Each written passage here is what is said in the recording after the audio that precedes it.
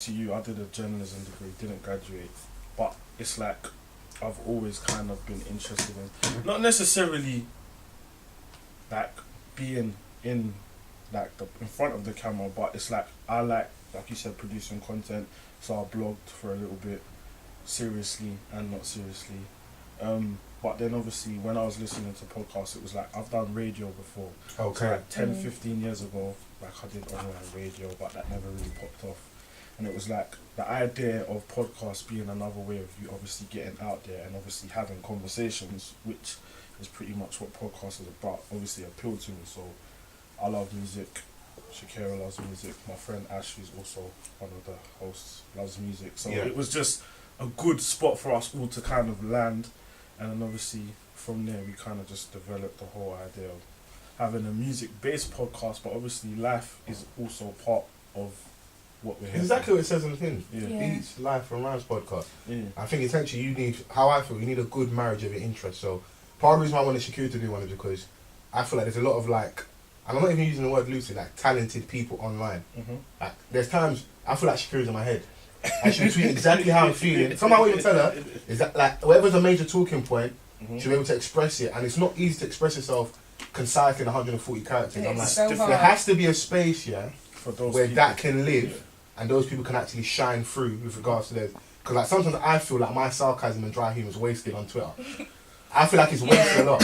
I feel like I'm better with a mic in front of me. That's when I come Do alive. you know what it is, yeah? You say that, but for me, it's like, I feel there is definitely like a void in terms of, I don't want to get at people, but it's like a certain level of intelligence and then there's a gap. So it's like, you have 140 characters and then you have comedians and then there's nothing in between. So it's like, you don't necessarily need to be comedic on a podcast, but there are levels of, in terms of expressing yourself in a comedic way, but then obviously you're still informing and keeping people like up to date with what's going on in it. So kind of that's what I feel podcast is why it's kind of been. You got to work to your strengths though, because like obviously whenever you start listening to podcasts, they'll podcast before that. yeah. And wherever that person does podcast before that, it just depends on. I find sometimes we're in a small bubble, so you might get frustrated online, but switch up your timeline a little bit. Unfollow certain people, start following new people. Yeah. Like you need different conversations. So the kind of interactions I might have with Shakira, she might somebody else has interaction with, and it's totally different. Yeah. So it's all depending on what you follow, what you want to listen to, and it's also knowing and caring to your audience. And sometimes you don't know, you just gotta go and try shit. Because like I'm sure for you guys, I didn't have a major following online. It wasn't like, No. oh man's got mad followers. That's what some people do, and I do see that. It doesn't always work. Someone's got X amount of followers, one person's got 10,000, so they try and get like 4 people together in the hope that it will blow up. Blow up, yeah. It will I get think initial interest, but it won't it last gets though. initial interest, but it's like, I think that is a thing as well though, that people who do have, obviously they have larger audiences because they do have online presence, and so they get that initial large audience where the rest of us have to build it up more, you know. Build it and it will come. At the end of the day, the way I look at things is, we recently did the Shout Out Live festival. I want to hear I was going to say that to you. Yeah, and I'll get the audio for I you. need We had audio. a really good experience. I won't say we probably had about no more than maybe like 80 to 90 people in front of us. That's the first. That's still good though. Yeah, it was still amazing, and it's still nerve wracking. For your first like parents. Bruv, I was on stage drinking rain yesterday. Of course you were. I wasn't. Of Listen, I course was you were. drunk, flaming everyone. But that was also a good gauge because you could have. I think sometimes people look at numbers aren't always a good metric of success.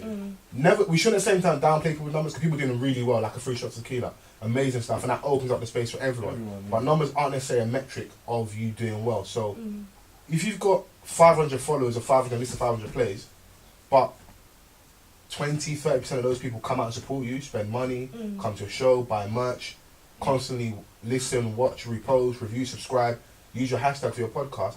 There's something you can build with that, Yeah. and I'm learning that.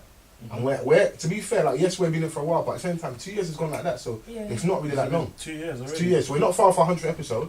But at the same time, like I don't want to rest on our I laurels. want We've to done come to something. 100 episodes. Now, we want to do something big for that. We want to do our own live show as well. Because I can't lie, it was fear nearly fucked us why we didn't start, and then we eventually did get cracking. I feel like we should have done a live show ages ago, and that was fear as well. And we did one because someone else invited us. So it was more like, I feel like It wasn't Now your that thing. barrier's been it was broken. barrier, and it was almost like we got validated by somebody else. Yeah. Whatever their reasons for shouting us, I love opportunity. But now it's like, bro, go and do your what you own need to thing. do. Yeah, definitely. And like we've got listeners, we've had people like Shakira on. I'd love to have you lot on as well on a proper segment where we sit down and discuss things. But I think it's essential to link up, and then from there everyone else can grow and build. Can kind of grow and build. Yeah, no, because obviously it's like the podcast that I do listen to. Obviously, they have the common thing of everyone pretty much records in the same place. So it's like I feel that in terms of it allows kind of everyone to kind of exist in the space, and it's good because I don't bump each other in the hallway. no, do you know what it is? Like we would That's how come it here is. certain times, and then someone knew that this their first time. I remember coming there for my first time. It was kind of like, oh, like we're coming to record a podcast, and then straight after someone else coming to record a podcast. So it's like it's good to see other people doing like what you're doing as well, and obviously everyone's at different stages. For like us, we're only what 10 We're new. episodes in. Yeah, this is my 9th You lot are episode. babies in this It's team. like- Yeah, man, we're The kind of thing is, young yeah, as well. I think it was good. Obviously, like I went on Off the Cuff and I went on DMD and I went on Two sides. Two Sides. Who did you have the best experience She did with? a little tour still. I did my podcast. Who did you have the best experience with? Off the cuff, DMD, 2 sides, 1 coin. Answer this I've question listened to all correctly. 3 of those episodes, Yeah. and I know what the answer is. I know what was the best listen. It was Off the Cuff, innit? It was off. It was Off the Cuff. It was Off The the Cuff. DMD one was a bit awkward to listen to. still. That, There was do a you know bit what? of It's so tension funny in the because room someone tweeted me that episode. Oh my gosh, I didn't even realise this was you the other day, and I was like, shit. Did you think there was tension in the room for DMD? Not tension, but Do you think they were could trying to tell flame you? There was a bit of a vibe in the air. That's what I got from it. Them lot was. But sometimes you do. Ah, But do I appreciate that though? smokes, Do bro. you appreciate that though? Fuck Because scripts and smokes. you know why and though? fuck Because quotes too. sometimes, because we've done it before, you have a woman on, and then Easy sometimes it's either easy bake or Smokes is smoke shares. yeah. Smokes is a Shout out to my brother troublemaker. Smokes. It's either easy bait or man them get a bit like nervous or and then they're not how they usually are. Yeah. It's like we had a girl called Kumi Daniel who wrote a book called Phases. Yeah. She come out with the cleavage. So from the gate, I was telling her, you've got amazing breasts. I have to let you know. You can't come in here with your breasts out, and I have to let you know you've got wonderful rack. I need to let you know from early. Most man is gonna end up like shying away from it. Yeah, But she was sat where Shakira was. I was sat there. Yeah. I was looking the breast eye to eye. You got to look the devil in the eye. You gotta make a lot of eye contact. You have to. But to be fair, out of all the episodes, all the podcasts I've been on, oh fuck, I didn't say I was on the OP show. That was my first ever podcast I was on. That was the first podcast I ever listened to as well, the OP show. So shout out to OP show. That was a great show as well. But yeah, out of all the podcasts I've been on, I probably got the best response from from Off the Cuff. That was. I haven't listened to the probably OP one though, but I'll go and find that. Yeah, I'll put a link to that up Yeah. actually. That was like 2 years ago now. Yeah. That was. But we just let you be yourself on our one. Yeah, do you know? I think. Do you know what it is, different. yeah? There was less. It was less people as well, Yeah. so it was easier Probably for us be to. easier, yeah. And then obviously our banter reviews are cool. Like we've got cool banter anyway, so it worked. And so there was a bit of intellect, and there was a bit of comedy as well. So Yeah. it was cool. DMD, there was a lot of us in it, so it was just like. And then them lot were trying to bully boy me, so there was that. You didn't get bullied though. You stood your ground. Because I refused, bro. You stood your ground. But there was a couple shaky moments. It was just like no, because them lot were Reese, was there trying to not a push. couple shaky They were moments? trying to push me to talk about shit, and it was just like, That's it's bro. like I'm not used to hearing Shakira like muzzled, innit? So Yeah. it was just weird. for Ah, me. do you know? Because you Normally she respect doesn't you as a know- G. Yeah, I was no trying. Do you know what it filter. is? Yeah, I was trying to not discuss PC certain structure. things. Yeah. PC shots. And then there were certain things that were being pushed, and so I was just like, right, is it? Swear down, like, talk, innit? Talk this But in. that's bad though. See, they've got to be cuter in terms of getting you to that space. So I'll ask you on like the 5th question in conversation, not like, yo, so when's the last time you sucked a dick? But them lot was trying to put me on. Them lot was trying to put me on What? blast, and it was just like really. And do you know what? The worst thing is, I wasn't prepared for that because Scribs is the one that asked me to go on, and Scribs said, okay. "Come on," and we're gonna. Scribs said we were gonna Gonna talk be about the nice whole to black men versus black women Stay thing. mad. That was what we were supposed to discuss. So when we got in there, and they And were then just hitting like, you just from put, and left. I was like, "Fam, this isn't about black women. Like, what the fuck?" I was because he said to me, "Come with some smoke for that." So I was like, "Cool." Scribs set me up, bro. Scribs set me up. I love Scribs anyway. That's not fair. Yeah, no, that's good, man. It's nice we all link up. We might do some of them soon as well, hopefully. Because I went to their live show as well. It was cold. was a good experience. I went to that. There was a lot of tall girls in the room. That was the only problem. Too many tall girls. So when you're slightly shorter man, like the last thing you need, because I wasn't in the Timberlands or the Air Forces or the Huaraches, nothing in it. I had no leverage that night, innit? Just there hugging girls, head in the breast. You loved it. Low key I did, but you can't do too much. But it was good though. It's nice to see people progress in it. So, but I think all the other podcasts, we're here for beats, rhymes, and life. Yeah. I had a question. I asked you on the timeline that I kind of obviously. Oh yes, yeah. Yeah, I wanted to get both of you guys' opinion. But Vans is not here. No, I know how Vance thinks a lot as well. So I hope You can. I can answer him as well. Hopefully. Obviously, for me personally, in regards to the whole Grime subject, obviously 2017 has been, I wouldn't say like a resurgence. It was probably more last year, but we've seen a lot more projects being released this year. First of all, I wanted to kind of like just touch on which has been your standout out of all the, I would say, Grime albums, but then they're not really Grime. I'll tell you my personal standouts. You can't ignore Stormzy's album. Mm-hmm. It's not right to put it in there, but you have to. You can't ignore Jay Huss's album. Mm-hmm. And low key, really low key, Trim has a very good album. I can't say I've listened to it. Trim has a very good album as well. Is Trim still out here doing Trim's still out there. stuff? Trim's still out there. I boxed him at football one time. His team got smoked by my boys, but that's another conversation. Trim had a good album. I'm sure there's other guys as well who are not necessarily on the radar, but I think my reference point for when Grime came back, I don't know if you've ever seen Skepta's. There's a video called Underdog Psychosis. Mm-hmm. That's the reference point. That was like 2-3 years ago, wasn't it? Blacklisted Yeah. is also part of the resurgence of Grime. And the reason why I say that is because him re-linking back up with a Mega Man allowed us to remember how cold we really are, that we have superstars here. Mm-hmm. But the problem in London a lot of the time is I can go to Shoreditch and be outside Box Park, the opposite Shoreditch house. I can see JME on the Skywalker, you know, the little the hoverboard things. I could be in a uni rave in 2009 and Skepta was performing. So London kind of makes you feel like it ain't really a big deal. The girls are like, yeah, my brother used to see him, he was a dickhead. We downplay our own. Yeah. I would say stars, but we downplay Those are the people in. That I can look at it this way: when Giggs, Skepta, a Stormzy, Jay Hustle, or Nines is in like Sheffield, Birmingham, the crowd go fucking crazy. They go crazy now. London is always gonna be that. Yeah, because we just see, man, innit? Like local. everyone's not too far away, innit? Everyone's local. And everyone's got a story of how I know someone that knows someone through them and knows their cousin. You know, like that's how we feel. But with Grime, those are my like resurgence points. Then Soul Fella coming back and doing the tour was a major thing. That seminal moment with Skepta and Mega Man linking up, We Begin Things, was a major point for me.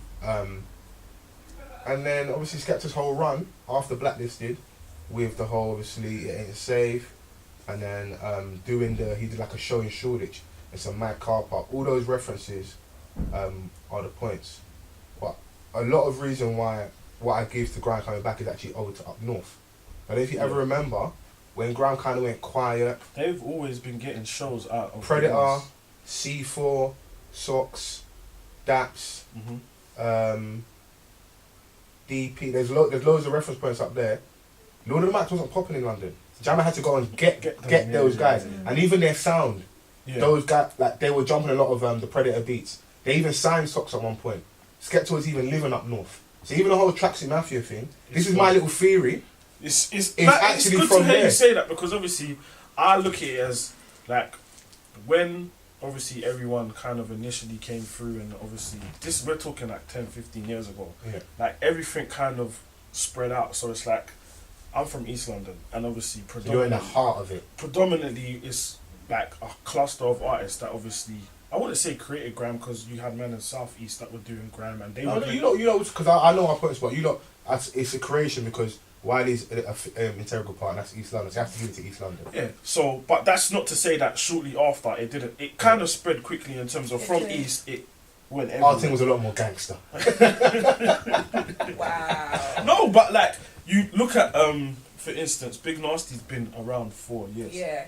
So you can't ignore certain facts. No. So for me, it was like, all right, you had that initial 3 to 4 year period where it's like there was names that were more prominent than others, but no one really apart from Dizzy, no one really bossed all the way through. And Yeah. obviously Wiley was there, has always He was been on there, the cusp, but he's never bossed the No, doors. yeah. I think fully Wiley, open. how you can look at Wiley being successful is that Wiley can every year get a song signed.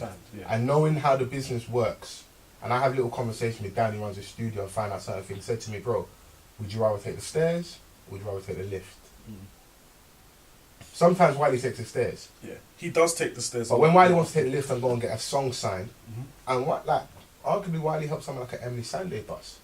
Yeah. Never Yeah. Be a Woman. Mhm. That's And early. That's early Wiley- with Wiley. Wiley helped a lot of people. He helped a lot of people. And that's why he would always be able to be around and be relevant, because I skipped. he can work with everyone, innit? He can work with everyone. And also how we gauge success might be different. Like, I don't necessarily feel like maybe Wiley could probably like cope with a level of fame that Dizzy has. No. Even though he sometimes may want that, I think he actually probably enjoys being the quote unquote elusive and just disappear and just live abroad. There was times he just living abroad and the internet will make you think he's here, but he's just abroad. Yeah. Like I kind of enjoy and respect a man who kind of does it on his own terms and just like when he feels like not everybody necessarily success for them is being number one, On doing the the festival of the charts. year, fucking Glastonbury like charts consistently. Some people rap for people, some people produce. Like I like a kid called One Asen, who's He new was up and on, coming. just He's got a song with Tion Wayne coming out. He Yeah, produced yeah, a yeah. song. The song with Tion Wayne and Gecko. I like Yeah, his that's stuff. hard. I like Produced a it. song, the video's cold. The producer and he's on the song as well. He's got a song called Basically, which is spelled B-A-E as in Bay. That's a cold song. He's got a called Pattern Up. He's got a So song you- called you would say Unsigned you're with someone Hardy that- Caprio. Pays close attention to. I'm just a fan of music, though, innit? So, In terms of like, you've listed some names that obviously not everyone will be aware of. So is Yeah. there anyone kind of coming through that you would say keep an air out for? this is obviously it's a bit difficult. It's like someone that I'm cool with. A guy called Shay Lingo, who's cold. He's got. I think his big song right now is called Black Girl Magic. I love that It's a song. cold record, and he's been performing at live everywhere. And he's got like a live, like a live lounge, but it's with another company, another like outlet, and it's on his timeline. If you just type CHE_LINGO, you find all this stuff on Twitter and Instagram and stuff. A2, but that's not me giving anyone mad new information. That's someone that's being bossed on the internet. Yeah. He's now disturbing London, but I just hope that doesn't slow his progress because I always thought it was cold prior to that. He's Definitely. been on the verge. He's for been a on the while. verge, but it's like the internet space is weird because you can get like 100,000 plays on SoundCloud, but he also does that elusive thing. No real interviews. Mhm. If you don't really know, you wouldn't know what his face looked like. Yeah. He's not overly exposed. And there is also that little conversation. I was listening to a quick snippet on the Five Mics podcast, and they were talking about the whole controversy. Is Bryson Tiller stealing his Stealing sound? the sound. Yeah. So there's that conversation we had as well. But that's someone that I also look at. And then aside from that, someone like a One Nation is my pick. So One Nation, Shay, A2, and then you've got your friends and family, but I feel like they've got to do more work. So people like Paris Wright, my friend Coda, who's from like Blueborough, Berkeley, he's very cold as well. He's doing the artist thing. He's obviously was like birthed in grime, but he's still finding his feet. So those are like my personal picks. If I look Like, I'm not sure about Shakira, but in terms of like grime in its like early stages, I never really paid too much You were attention. saying, yeah. In terms of you can't like you couldn't ignore it because it was like any rave you would go to, like some MC was shutting it down or I like- loved Graham when it first like came. so I couldn't ignore it, but it just wasn't my go-to like genre of music. You know why? Because you probably listen to projects, so I think Yeah. as we're older now, you can analyse grime a bit different. So you have a rave MC, Yeah, you have a radio MC, Mm. you have an MC for an album, EP, project, etc. You've got a A clash live. MC, a Yeah. live show MC. I think the person that embodies all of that the best is Gets. Yeah. Gets embodies all Gets that. is Gets will a spin someone at phenomenal spitter, a live on a radio set for sure. He'll body live show. He's the best live performer. Mhm. Because man, forget, man are paying £40 to see you. Fam, dance, do something, shake your shoulders. I need to see some movement. Yeah. He's very animated. He's very animated. Then projects. He had his last album, Road with the Cause. Mhm. He's got a song in there called Fatherhood. He's got a song called. I think. Do you know he's, what? He's got records. Got a record on there with Rapid, which is called a record with gigs on there. He's got like proper songs. I think that's what grime always lacked with like proper Yeah. songs. I think that's probably growing up. I loved grime. I did. I love. Shakira likes it. Honestly, yeah. Let me just say I something. thought that I was a Shakira fucking loves high a gangster. heel. If you're a trapper or you're on the road, Shakira's the ideal wife because she'll hide your gun, hide your drugs, hide your money. Don't let the pretty face fool you. I'm cute. Got my hair in tutu bun. Someone called me hood the other day, and I was like, "What? Me? I'm not a hood. Like, I'm not a hood, by the way." But no, I did. I fucking loved Graham. But as I've gotten older, I've stopped investing time in discovering artists and paying attention to Graham as much. So it's just like when people are like, "Oh, so like you don't like Graham?" I'm like, I can't even say I don't like it. I just don't actively. But then I don't actively go out of my way to listen. But when I do hear stuff, I'm like, shit, like, there's still stuff happening, like, I think... There's a kid called Izzy Gibbs, cold. I've never Cold, heard of cold, him. cold spitter. Izzy Gibbs is cold. I'll look out for him, I've never heard of him. But I think, like, I can't, like, people are like, oh, so do you think that you grew out of it? But I can't even say I grew out of Graham. I think I just, but I that's something that I have to check myself on in general, is that I don't particularly look out for new artists in any genre. I like what I like the artists that I like, and I sort of stick to them. It's hard for you now, though, 'cause like, you like some of the most iconic spitters, so exactly. for you, new shit is going to be hard. But if you it's hard if to you kind listen, of if you can't measure listen up to that Nas as on the well. Locks, yeah, it's going to be hard for you to listen to. Those a are new kid. generational types of artists. And that's my thing, but that's because that is my standard. Yeah. It's that when I hear new stuff, I sort of feel like it's not really levels for me. But then, so it takes a lot for me to actually listen to a new artist, which is why probably I'm not really as involved in the grime scene or actively listening to things in grime. But when I do hear new people or certain things, like even like the Black Girl Magic track that you were telling me about, I was just like, I love that tune. Like, so there are UK artists out there that are doing great things. And probably even like Stormzy, yeah? Now where I can't even say you can put him in grime right now, because Stormzy was never grime. I'd love to debate someone like he never was. He's not. He's found his own lane in it, so he's doing what he's doing, but people still call him grime or whatever in it. So people I think the associate him mobile with grime. kind of put him in that pocket in terms of when he won the mobile. I think people have just kind of looked to him as that, not the saviour of grime, but the next. We need a star boy though, because for any genre to like really progress, you need our guy to be the guy overall. So remember when like Dizzy wasn't just like the best urban act, he was best act in the whole of Britain. Yeah. Tinchy wasn't just the best selling male act for urban, he was best male selling act the whole of Britain. So like he will go to the Brits. But they have to go really pop to do that. That's the problem. But the reason why we like a Stormzy now is and the space we're in at the moment with being independent and streaming and like just us really being at the forefront is you don't have to be. So Dizzy doing a Dance With Me or a Bonkers, we don't need that in 2017. Yeah. If you get it, go and get your 80 bags at the festival. That's Totally something different else. time. It It allows now where obviously the times have changed in terms of like the amount of artists that can, like you said, put out albums and projects. It's different.